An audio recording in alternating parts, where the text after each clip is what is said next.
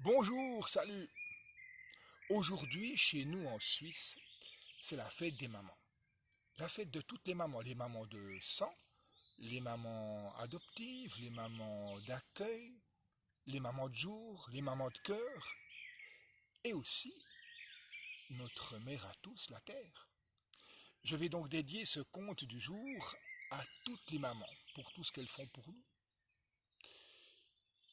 Et pour le conte du jour, je vous emmène au Tibet. Il était une fois, dans un village tibétain, une maman qui avait trois fils. Cette maman, elle habitait une petite maison de pierre sèche. Et puis elle habitait dans un village gris, terne, rude, où quelques sentiers se dirigeaient en direction des montagnes aux neiges éternelles. C'était là son paysage de tous les jours. Cette maman, elle avait un don, c'était une brodeuse extraordinaire. Tous les jours, elle brodait des tapisseries, elle brodait des décors extraordinaires. Et puis, avec des fils de toutes les couleurs, des fils de soie aux couleurs variées, elle réussissait à faire des broderies magnifiques et puis elle réussissait à les vendre au marché de la ville voisine contre quelques poignées de riz pour nourrir sa famille, elle et ses trois fils. Or, une nuit, la maman, elle a fait un rêve extraordinaire. Elle se trouvait dans un village merveilleux, un village avec des maisons à 3 étages, un village avec des pâturages verts où paissaient des moutons, des buffles, et ces pâturages étaient parsemés de jolies fleurs de toutes les couleurs. Il y avait des arbres fruitiers avec des fruits variés, et puis un ciel d'un bleu immaculé avec un soleil qui éclairait ce paysage somptueux. Une rivière qui coulait de la montagne et qui rebondissait de rocher en rocher. Vraiment un superbe village. Au matin, quand elle s'est réveillée, elle est allée sur le pas de la porte et puis elle s'est dit qu'elle devait broder ce paysage magnifique avant qu'elle ne l'oublie. Alors elle s'est mise à l'ouvrage. Elle s'est mise à broder, à broder. Elle brodait du matin au soir et toute la nuit. Elle ne dormait que quelques heures avant l'aube. Elle était là à côté du feu qui crépitait dans la cheminée. Quand le soir tombait, elle allumait une torche et son ouvrage a duré 3 ans. La première année, lorsque elle brodait à la lumière de la torche, des larmes coulaient de ses yeux. Et avec ces larmes, elle a brodé la rivière qui descendait de la montagne et qui traversait le village. La deuxième année, ses yeux étaient tant fatigués qu'elle pleurait du sang. Alors avec ses larmes de sang, elle a brodé les fleurs qu'elle a mises dans le pâturage merveilleux. Et puis elle a mis un soleil de cuivre dans le ciel bleu. Et au matin de la troisième année, au dernier matin de la troisième année, la broderie était terminée. Elle a montré cette broderie à ses enfants là au coin du feu et les enfants étaient transportés, impressionnés par la beauté de cette broderie. Et ils ont dit mais maman, allons dehors, allons à la lumière du soleil, on verra beaucoup mieux. Ils sont sortis avec la magnifique broderie. Ils l'ont posée sur un rocher au soleil. Ils ont reculé de quelques pas pour l'admirer encore mieux. Elle était merveilleuse. C'était magnifique de voir cette broderie. Et tout à coup, un coup de vent s'est glissé dans le village. Il a sifflé aux portes, il a abattu les herbes hautes et puis il a emporté la broderie avant que les fils et la mère ne puissent la retenir. La broderie s'est envolée comme une grande voile d'un bateau dans le ciel, comme un oiseau qui déploie ses ailes. La maman s'est évanouie. Les enfants l'ont transportée sur son lit troué à côté du feu. Et puis ils se sont précipités dehors à la recherche de la broderie envolée.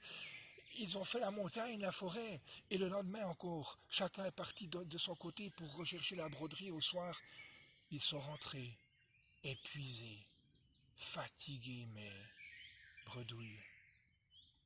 La maman dépérissait. Elle ne mangeait plus, elle ne pouvait plus travailler, elle était dans son lit, et puis elle a demandé à l'aîné, elle lui a dit, il faut que tu retrouves cette broderie, va la chercher, mais reviens avant un an, sinon tu risques de plus me voir. Il est né le lendemain matin à chausser ses sandales et puis s'en est allé. Un an a passé, mais il n'est pas rentré. Alors elle a appelé son deuxième fils, elle était maigre comme la mort. Elle lui a dit, mon fils, retrouve la broderie envolée et reviens avant un an, sinon... Le fils est parti et il s'est perdu aussi. Alors après un an, elle a appelé Lozang. Lozang, c'était le troisième. Elle lui a dit, Lozang, il faut que tu retrouves ma broderie. Et si tu ne rentres pas, ne m'oublie pas. Lozang est parti. Il a gravi des sommets. Il s'est plongé dans des abîmes. Il a traversé des plaines, des forêts. Il buvait aux sources vives. Et lorsque la fatigue le faisait trébucher, alors il se couchait au creux d'un rocher pour dormir quelques heures. Après longtemps de marche, il est arrivé dans une grande plaine verte. Et au fond de cette plaine, il y avait une maison de pierre, un peu comme chez lui. Il s'est approché et comme ça de loin, il a vu un cheval qui essayait de manger sa pitance. Il s'est dit, mais pourquoi il ne mange pas sa pitance? Il a qu'à tordre le cou. Et quand il s'est rapproché encore plus près, il a vu que le cheval était une statue de pierre.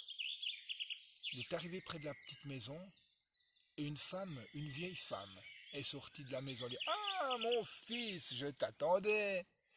Mais je suis au courant de ton histoire, je sais ce que tu viens chercher. Figure-toi que j'ai déjà vu tes deux frères. Ils m'ont expliqué la broderie du rêve envolé, mais tu sais, ce n'est pas le vent qui a emporté la broderie. Et non, ce sont les fées. Les fées, elles ont trouvé cette broderie tellement merveilleuse, tellement magnifique, qu'elles ont eu envie de la recopier. Alors elles l'ont emportée pour quelque temps. Mais si tu veux aller voir la montagne des fées, le chemin est malaisé. Alors moi je te propose, comme à tes deux frères, je te donne un coffret de pièces d'or pour que tu puisses rentrer chez toi. C'est ce qu'ont fait tes deux frères, et ils sont partis pour la ville, me semble-t-il. Mais Lozang, il a regardé la vieille et puis il lui a dit, mais ton or ne m'intéresse pas. Moi je suis là pour retrouver la broderie de ma mère. Ah, alors si tu veux retrouver la broderie de ta mère, eh bien tu te prendras ce cheval. Il va t'emmener jusqu'à la montagne des fées. Ce cheval? Mais c'est une statue. Oui, mais il suffit que tu te casses les dents et que tu enfonces tes dents dans les gencives de ce cheval. Il reprendra vie et il t'emmènera. Mais je t'ai dit que le chemin est malaisé parce que d'abord, tu devras traverser une montagne de feu sans descendre de ton cheval. Quand tu auras affronté la montagne de feu, tu vas affronter un désert de glace, avec des glaces coupantes et tranchantes, et il fera froid.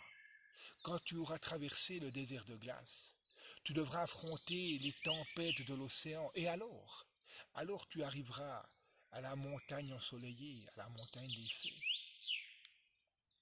Lozang, il n'a pas hésité. Il a pris un caillou et il s'est fracassé les dents. Il a pris ses dents, il les a plantées dans les gencives du cheval, qui immédiatement est devenu un pur sang fringant. Alors Lozang est monté dessus, et le cheval a galopé, ils ont traversé des vallées, et à un moment donné, ils sont arrivés dans une grande vallée toute blanche. Et au milieu de cette vallée blanche, il y avait une montagne, un volcan, une montagne de feu. Et le cheval s'est engagé dans la montagne. Et Lozang, il suffoquait, il brûlait. C'était terrible. Il faisait une chaleur et le cheval galopait, traversait cette montagne de feu. On aurait dit que les flammes léchaient le corps de Lozang. Et ils sont ressortis de la montagne de feu. Ils ont franchi cette montagne et puis le cheval a continué son chemin. Après quelques jours, ils sont arrivés devant un désert de glace. Le cheval s'est engagé, il faisait froid. Lozang a cru qu'il allait mourir de froid. Les glaces coupantes et tranchantes le harcelaient, le griffaient sur ses côtes, sur ses jambes.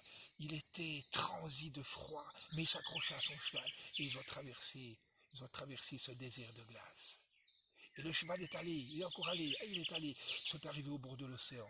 Il y avait un océan déchaîné, des vagues grandes comme de grandes maisons. Mais là, de cheval s'est engagé. Losange, il a lutté contre les éléments, il a lutté contre les vagues, contre l'océan. Combien de temps a-t-il lutté? Losange n'en savait rien. Il s'est retrouvé sur la terre ferme avec son cheval. Et le cheval s'en est allé, il a galopé. Et puis là, ils sont arrivés dans une vallée verdoyante, une montagne brillante, ensoleillée, la montagne des fées. Ils se sont approchés, puis il a vu Losange. Toutes ces fées qui étaient assises dans l'herbe avec des broderies autour d'elles. Et au milieu, la grande broderie rêvée de sa mère. Il s'est approché encore et il a été accueilli par les fées avec affection. Et il a vu Losange comme les fées étaient belles, douces, bienveillantes. Et là, la plus jeune des fées s'est approchée de lui et puis lui a montré la broderie de sa mère. Il lui a dit, tu vois, ta mère, elle a fait une broderie tellement magnifique, tellement magique pour nous, que nous avions envie de la recopier. Tu pourras la récupérer demain et t'en aller chez toi. Et puis la belle fée, la jeune fée, a emmené Losange et lui a fait visiter les jardins, avec des arbres magnifiques, des fleurs, de petits ruisseaux. Ils ont passé la journée ensemble et Losange, il avait quelque chose pour cette jeune fée. À la fin de la journée, la jeune fille lui a dit, Losange, nous allons devoir nous séparer. Mais avant que tu partes, j'ai un cadeau pour toi. Elle l'a emmené auprès de la broderie de sa mère. Elle a tiré un fil d'or. Et puis elle s'est mise à broder, là, juste au bord du ruisseau. Elle s'est mise à broder son portrait. Elle s'est brodée là, au bord du ruisseau, et quand elle a eu fini son portrait, elle a disparu. Le lendemain, Losange, il a pris la broderie, il est remonté sur son cheval et il a chevauché. Il est arrivé après longtemps de temps, il est arrivé dans son village. Il a couru chez sa mère. Mère, j'ai retrouvé ta broderie. La maman, elle a été comme ressuscitée, transfigurée. Quand ils ont ouvert la broderie dans la maison, la broderie, elle a illuminé la maison. Alors Losange, il a dit à sa mère, allons dehors pour l'admirer encore mieux, ma mère. Ils ont posé la broderie sur le rocher. Et là, ils ont vu les maisons à 3 étages, ils ont vu les magnifiques décors, le pâturage où il y avait tous ces moutons, ces vaches, ces buffles. Ils ont vu les neiges éternelles, le ciel d'un bleu immaculé avec ce soleil de cuivre, et puis toutes ces fleurs qui parsemaient le pâturage. Tous ces arbres fruitiers ne manquaient pas un fruit, et cette rivière qui rebondissait de rocher en rocher jusqu'au village. Et tout à coup, il y a eu un coup de vent. La broderie s'est soulevée, mais là, elle n'est pas partie. Au contraire, elle s'est étendue, et elle a remplacé le paysage rude, terne et gris. Et ce paysage est devenu le nouveau village. Et là, Losange l'a vu. Au bord de la rivière, là-bas, il y avait une jeune fille. Alors Losange, il a couru, et se retrouvait vers sa fée. Les deux jeunes gens se sont embrassés, ils ont ri, et puis dans ce merveilleux paysage, ils se sont retournés vers la mer de Losange. Alors, on a fêté leur mariage. Et croyez-moi, Losange, entre sa femme fée et sa maman adorée, il a coulé des jours heureux. Aussi vrai que je vous le dis, mon conte est dit. Je vous embrasse, je vous souhaite la meilleure des journées. N'oubliez pas de prendre soin de vous et de toutes vos mamans. À bientôt.